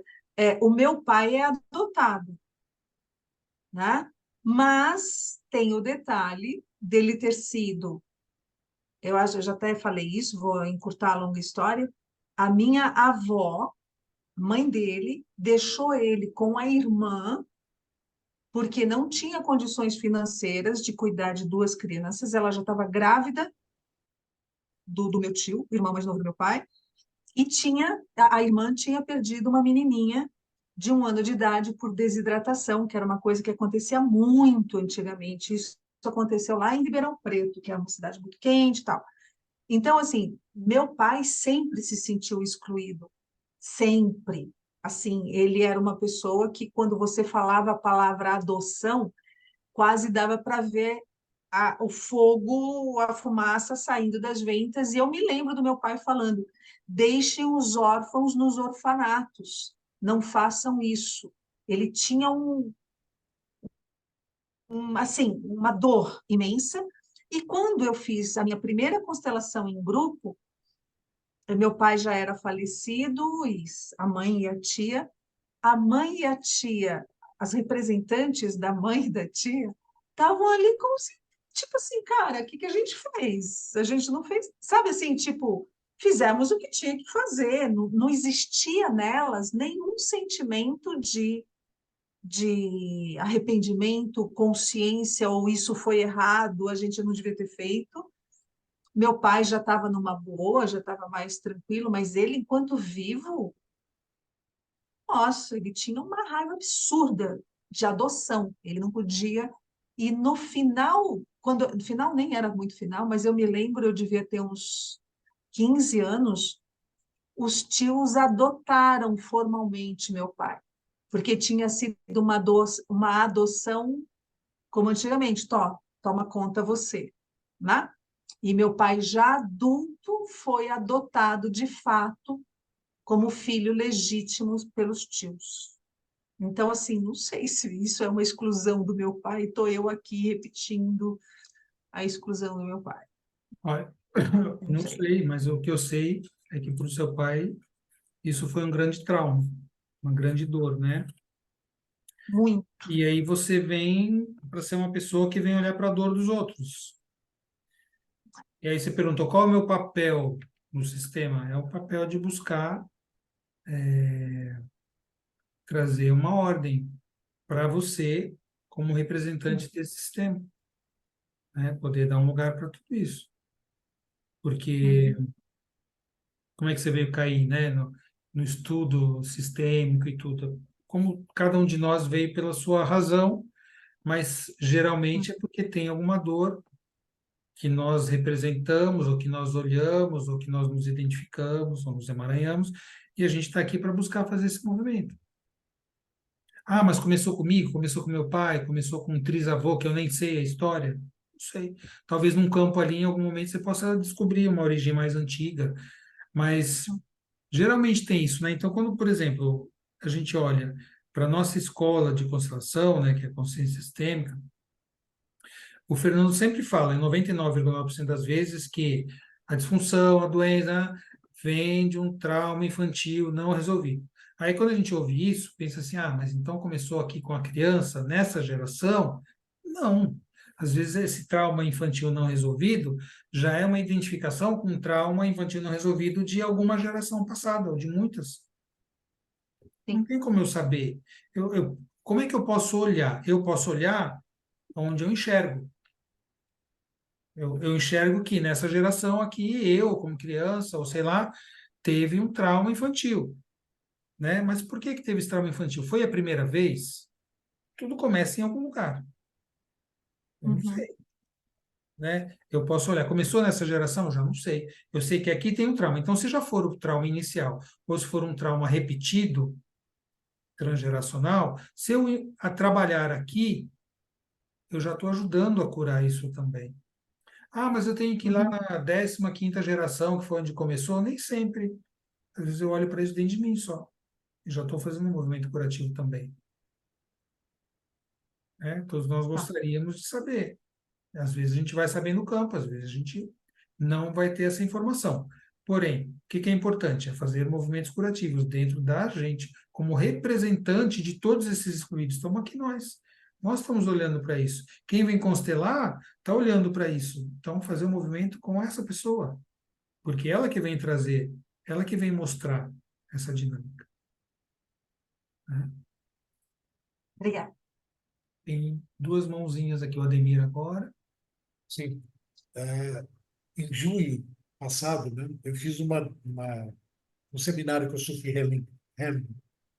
E no finzinho do seminário ela fez uma dinâmica com todo mundo do auditório, em duplas e tudo, exatamente para trabalhar algumas coisas desse transgeracional. E foi muito interessante porque, assim, eu tinha um conflito interno frente a reagir a algumas situações, principalmente situações que poderiam provocar briga e tudo, que eu me cobrava para reagir e muitas vezes não reagia. Então, depois eu ficava me cobrando de ter sido pateta, de ter engolido, de ter... E a pessoa que representou a geração anterior, tem toda uma coisa da dinâmica que eu não vou falar aqui, porque alguma vez pode ser aplicada, né, para não queimar a dinâmica. E assim, a pessoa que estava na minha frente, representando, né, esse transgeracional, foi 10 gerações antes, na Itália, numa situação de guerra, que esse parente específico não quis participar porque ele achava que não tinha o menor sentido participar na guerra. E na conversa, né, dele desenvolvendo os porquês de que, assim, fui segregado da família, fui deixado de lado, fui escondido, porque era uma vergonha para a família não participar, né, mas não tinha sentido participar. E foi impressionante como se sair de lá completamente encaixado a ponto de algumas coisas eu participo e outras não, com muita tranquilidade. E um assunto assim que nunca foi aventado com os irmãos. Aí outro dia minha irmã, participando de uma das dinâmicas, né, das considerações que eu estava fazendo, comenta desse conflito que ela tinha também assim. Em 70 anos, 60 anos, nunca comentamos nada sobre isso. E para ela, naquela dinâmica, também acalmou, né? Bem essa coisa do realmente você resolvendo, né, o encaixe todo fica diferente para todos. Sim. Uhum. É a pedrinha que você joga no lago, né? E ela espalha para todo o sistema, né? As ondas de informação, de mudança, de vibração, elas vão para todo o campo. E vão para o passado, vão para o presente e vão para o futuro, né? Porque não existe isso, na verdade. Existe o sistema, né? Eliana? Eu, eu tenho, assim, ultimamente eu tenho assistido tribunais de júri, né? Assim, eu achei tão interessante, assim, porque eu fico, assim, tentando analisar, né? Os padrões repetitivos, porque lá a vida da pessoa que é o réu é sempre é contada, a vida é vasculhada, né? E me chamou a atenção um caso de um feminicídio lá no Amapá. E o rapaz tinha, assim, ele é réu confesso, foi condenado, e o que o advogado de defesa estava tentando fazer era diminuir aquela pena, tirando aqueles que eles chamam de esqueci o nome, mas Qualificativos, agravantes, aquelas coisas. exato, são quanto mais, porque tem crime em cima de crime, né? E o advogado tenta amenizar essa pena.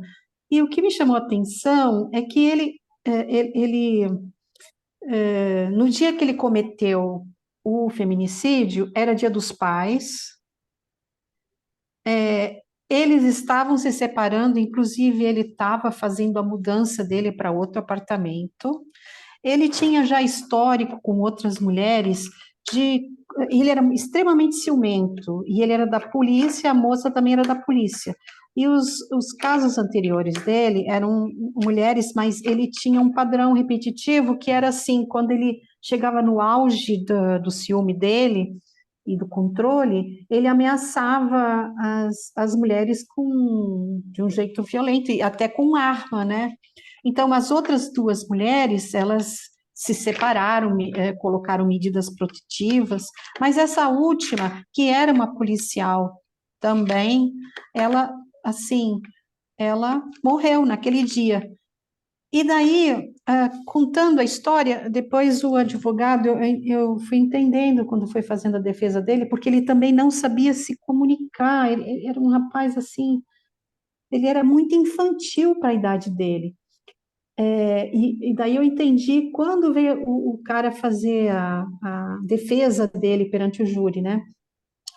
E daí uma coisa me chamou a atenção, que o gatilho maior, assim, para ele, foi quando era Dia dos Pais, E a mulher falou para ele assim: você vai ficar, como assim? Seu destino vai ser igual ao do seu pai.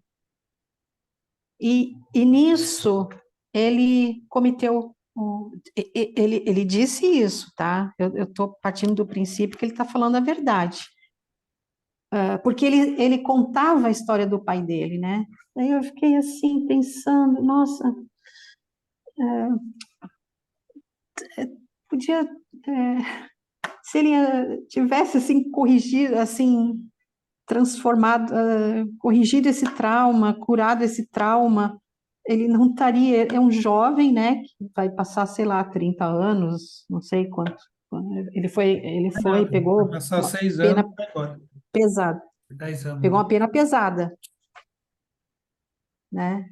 Mas assim, eu pensei assim, que aquele trauma, quer dizer, ele era um rapaz muito infantil, né?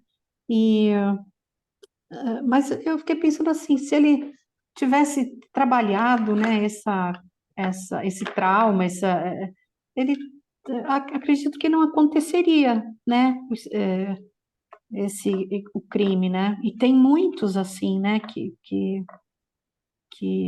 agem assim precipitadamente, né, e Então, isso tocou são em algum trauma, certamente. feridas, né, Ferida, não é justificativa, né? A gente simplesmente. não, claro que A não, pessoa é claro que não, doente, tem uma psicopatia, tem um é, transtorno emocional de caráter psiquiátrico, eu não sei o que que acontece, sim, mas tudo isso baseado em alguma dor, né? Porque se a pessoa não tivesse isso, ela não faria algo tão trágico, né? É, a ponto sim, de perder a sua liberdade, enfim, é porque está muito doente. Isso não tava, absolve ninguém, claro, né? Mas é uma constatação. As sim. chances é grande. Se tivesse visto tratada, se poderia acontecer muita coisa, a gente não sabe, né? Uhum. Enfim, deixa eu mostrar aqui o campo para vocês que eu fiz aqui, peraí. Estão vendo o campo? Só para mostrar, né? Que eu fiz aqui um sistema familiar, né? E aí que tem aqui uns jacarés aqui no passado, né? Alguns traumas, né? Algumas coisas assim meio difíceis, que ninguém sabe nem o que que é, algumas coisas, alguns mistérios escondidos e tal, dinâmicas, padrões repetidos, às vezes ali um descendente está olhando para tudo aquilo, está preso ali, né? Ele que se identifica e vai repetir esse padrão por alguma busca de recuperação inconsciente. Às vezes ele nem sabe quem é, o que aconteceu, quantas constelações a gente já viu segredos de família, às vezes o segredo é mostrado, às vezes não se identifica qual é o segredo, e aí quando a gente olha para isso, o que que a gente faz? A gente respeita, né? A gente respeita. Então, o campo familiar, às vezes, não quer mostrar qual é o segredo, né? Porque a constelação não se presta para uma curiosidade. Ela é um movimento profundo de cura, de busca de reparação. Tá, mas eu quero saber qual é a pessoa. Qual que é o segredo? Não interessa, se não mostrou, porque não é para mostrar. A gente busca fazer os movimentos de cura, né? Os movimentos de cura saudáveis do campo. Não porque eu quero saber qual é a curiosidade e tal. Então tem, todos os sistemas têm isso, tem, né? Tem coisas ocultas, tem segredos, tem dinâmicas que precisam entrar num movimento de reparação, quer elas sejam desocultadas ou não, né? Alguém mais? Perguntar, falar, comentar? Eu queria só fazer um comentário rapidinho. Eu, Sim. durante muitos anos, dei aula numa universidade que os meus alunos eram muito diversos. Então, eu dava aula em várias unidades, e em algumas unidades, principalmente no período noturno, nós recebíamos muitos alunos de origem muito pobre, muito humilde, e a grande maioria deles eram os primeiros a ter um curso superior. E eu conversava muito com eles, e junto com o que a Eliana trouxe para a gente, as coisas que eles contavam, as dinâmicas familiares que eles contavam, são coisas tão duras, tão difíceis, tão muitas vezes animalescas, e olhando aqui para os sistemas, né, eu fico pensando se em uma geração seria possível consertar tudo, né? Só trazendo um exemplo, eu tinha uma aluna muito querida, na época eu trabalhava com gestantes e ela estava gestante, então a gente acaba sendo mais carinhosa, né, com uma aluna que está gestando. E um belo dia ela apareceu sem barriga. E eu logo calculei que ela havia perdido e fui conversar com ela. Ela perdeu porque o irmão chutou a barriga com raiva dela. Então, e assim, eram coisas desse nível. E aí eu estou fazendo essa colocação só no sentido de, não sei se uma geração é suficiente para que essas coisas possam ser olhadas, consertadas, avaliadas, transmutadas, superadas, porque nós temos, no mundo inteiro, nós temos pessoas que vivem ainda num estado de inconsciência incalculável, Uhum. incalculável. Nós temos exemplos, né, de, às vezes, nas guerras e, às vezes, no bairro aqui do lado de casa, né? Então, tem coisas loucas acontecendo. Há Muito doido isso, muitas, né? Muitas coisas mesmo. né? Aí você pergunta, será que uma geração é o suficiente? Eu não sei te responder isso. Eu sei que quando a gente busca fazer um movimento de trazer alguma ordem, alguma reparação para o sistema, é algo que é uma nova informação que interfere de maneira saudável nesse sistema, né? Então, é uma ajuda. Uhum, Vai servir para apagar todo o incêndio? Eu não sei o que que é necessário ser feito exatamente, mas eu sei que qualquer movimento que a gente faça no sentido de nos colocarmos de uma maneira mais saudável, isso impacta o sistema. Com certeza, é uma onda nova de informação que vai ser espalhada por passado, presente e futuro. Vai uhum, ser o uhum, suficiente? Eu acredito que não, porque senão a gente fazia uma constelação e resolvia tudo. Eu acho que são, vamos dizer assim, movimentos que precisam ser feitos ao longo do tempo, ao longo das possibilidades. Ah, eu vou ter que constelar então quantas? 32 vezes? Não, não é isso que eu estou falando. Eu digo que assim, que é estar consciente das nossas dinâmicas que estão conectadas a esse campo sempre. Ah, a gente vai escorregar, a gente vai ficar inconsciente de novo, vai fazer tudo isso. Mas de alguma maneira a gente está olhando, de repente fala, nossa, peraí, deixa eu perceber isso aqui de novo. Vamos olhar um pouco melhor para isso. Porque senão fica assim, ah, você fez a constelação, você curou, resolveu tudo. Não, isso não é assim onipotente, nem a constelação é. Mas é como um tratamento de alguma coisa. Você fala, não, vou tomar um remédio e vai curar tudo. Se for uma dor de garganta, vai. Mas se for uma doença crônica, você vai ter que fazer um tratamento prolongado, talvez medicamentoso, talvez cirúrgico, mudar o estilo de vida, fazer algo diferente. Então, assim, vai requerer muitos movimentos complexos, né? E, Roberto, eu sou poderoso para fazer tudo isso? Não, mas eu vou fazer o que me cabe, o que eu posso fazer. Qual vai ser a interferência disso no campo? É um começo.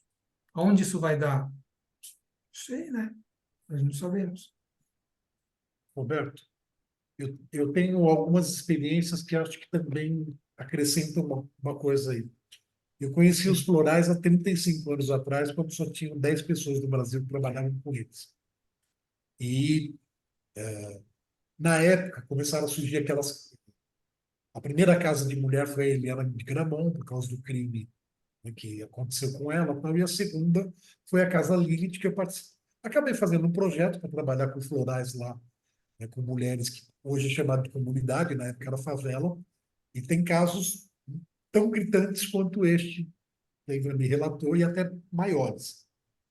Mas uma coisa que me marcou muito lá foi que, assim, essas mulheres começavam a tomar os florais e, às vezes, em 15 dias ou em 3 semanas, elas davam uma guinada na vida delas, porque o, o impulso de agir, né, e perceber um ponto, e a partir daquele ponto elas mudavam a vida dela, que eu via doenças físicas sumirem em um mês e meio. De estar com a pele coberta de feridas e tudo, já ter feito 30 tratamentos diferentes, e de repente, em 3 semanas, a pessoa muda a vida, né? Uma delas por questão religiosa, tal, aguentava tudo do marido, aí ela pôs um limite, contou para toda a família o que acontecia, que nunca ela tinha contado. Então, assim, me parece que tem a ver exatamente com a prontidão da pessoa realmente fazer as ações para trazer a mudança que ela precisa. E à medida que ela faz essas ações, o resultado vem e pode ser bastante rápido, inclusive. Eu vejo isso. Agora você falando isso também, o que a Ivani falou, me vem assim, como se de repente tem um movimento contínuo no sistema familiar, uma repetição de movimentos. Então, fizeram lá, fizeram cá, 3 gerações, duas, e eu estava fazendo também. De repente, eu me conscientizo e esse movimento muda a partir de mim. Então, eu não faço mais. Eu estava falando, não faço mais, né? Porque eu mudei. Mudei a minha vibração, mudei a minha dinâmica, então esse movimento não continuará para frente. Eu vejo como algo Uhum. assim, né? Mais ou menos isso. Obrigada.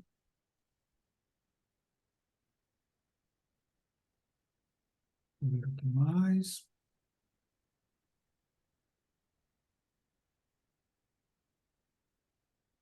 Aliás, lembrei de uma outra coisa, quando você fala de segredos familiares, uma das constelações que eu facilitei apareceu realmente no pai da constelada, um segredo familiar, e ela, quem estava constelando estava insistindo muito em querer conhecer. E aí, quando foi perguntado para o representante do pai, ele simplesmente olhou com muita tranquilidade e falou assim: não interessa para ela porque não altera em nada no sistema dela, e pelo contrário, vai trazer algo para ela ficar querendo questionar e fugir daquilo que ela precisa centrar na vida dela.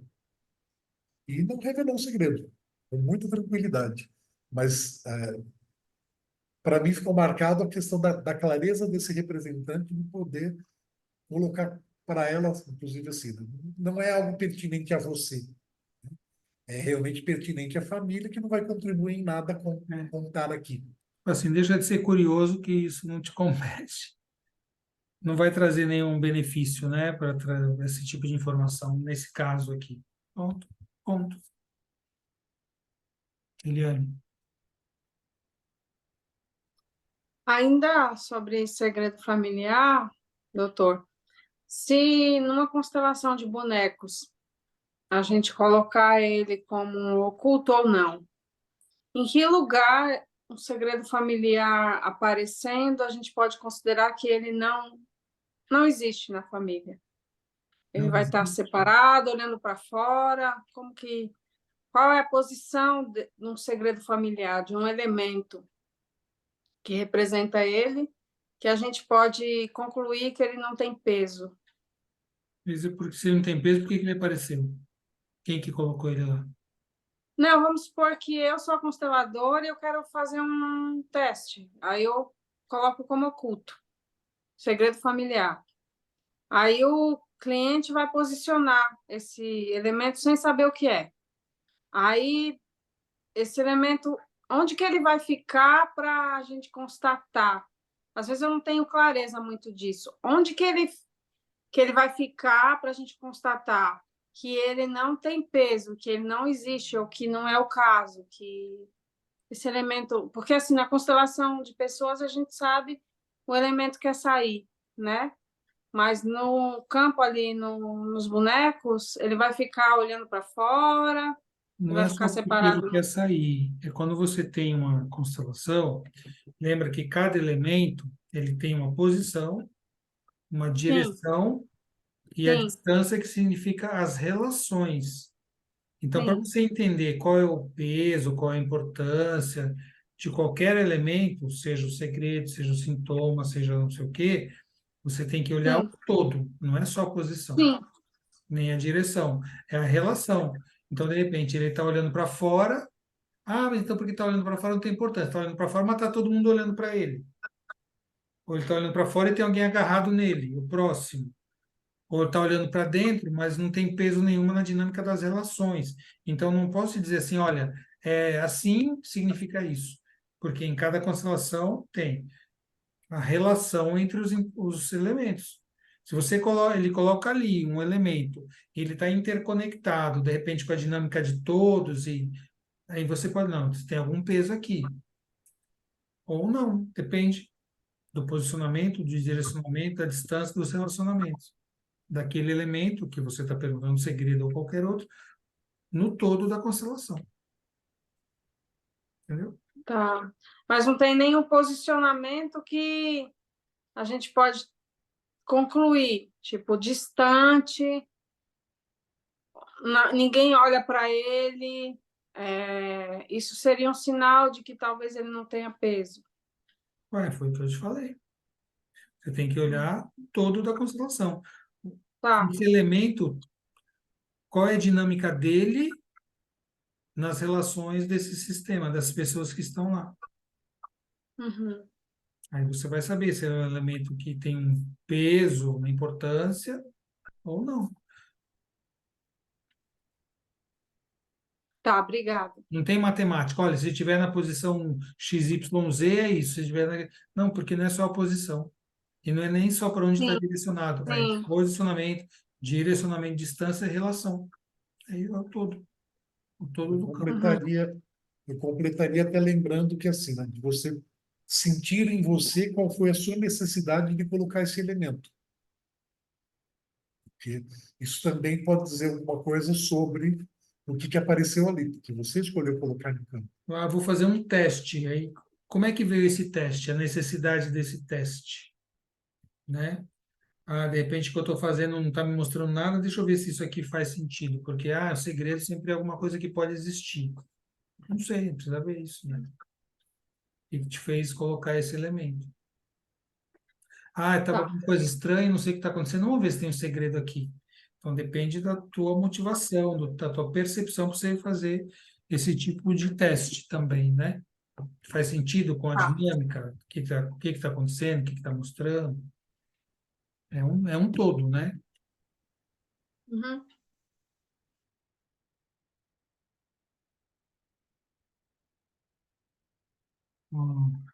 Ok, vamos tirar nossa foto.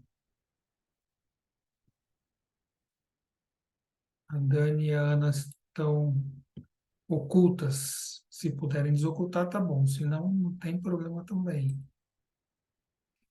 Vamos lá, nosso tchauzinho.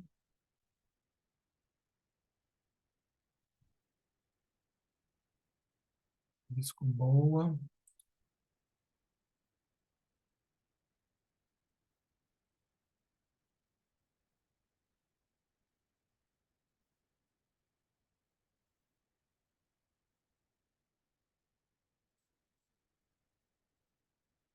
Ficou boa. Ótimo. Vamos dar uns 5 minutinhos. Aí a gente volta. A Ana apareceu agora, então vamos tirar foto com a Ana. Peraí, ela estava oculta, agora ela apareceu. Vamos pôr de novo os coraçõezinhos. E dar o nosso tchauzinho. Bem,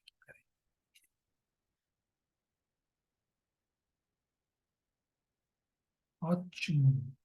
Então, dá 5 minutinhos e a gente volta para a nossa meditação. São 5 para as 10, 10 estaremos de volta. Tá bem? Eu vou ter que ir embora, mas muito obrigada, doutor. De nada. Boa noite para você, gente. Eu tô com muito Boa sono. noite. Tchau. Tchau, tchau.